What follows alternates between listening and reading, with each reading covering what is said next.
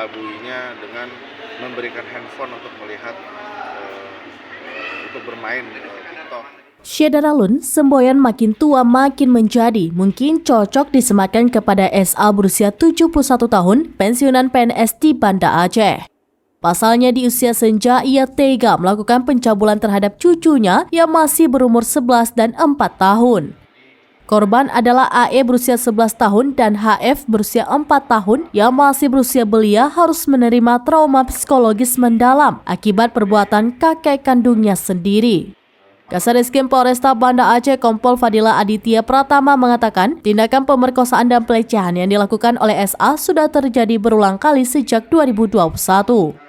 Di mana kedua orang tua korban sudah resmi bercerai dan ibu dari korban memutuskan untuk tinggal di rumah pelaku yang juga ayah kandung ibu korban.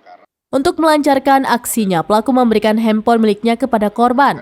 Hal itu ia lakukan agar korban lalai dengan gawai milik pelaku.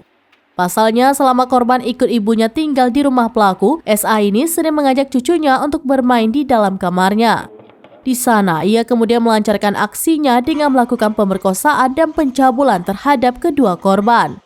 Aksi tersebut terbongkar setelah korban AE menceritakan kejadian yang ia alami kepada ayahnya. Ayah korban melaporkan kejadian yang dialami kedua putrinya ke unit PPA Polresta Banda Aceh.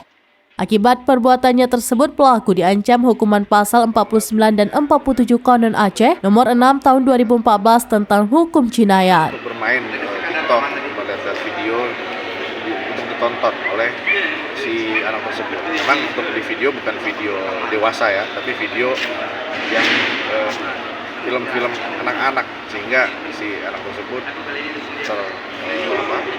terkelabui gitu. Anak tersebut tidak menyadari, ya di saat itulah si pelaku ini melakukan aksinya terhadap korban-korban cucunya.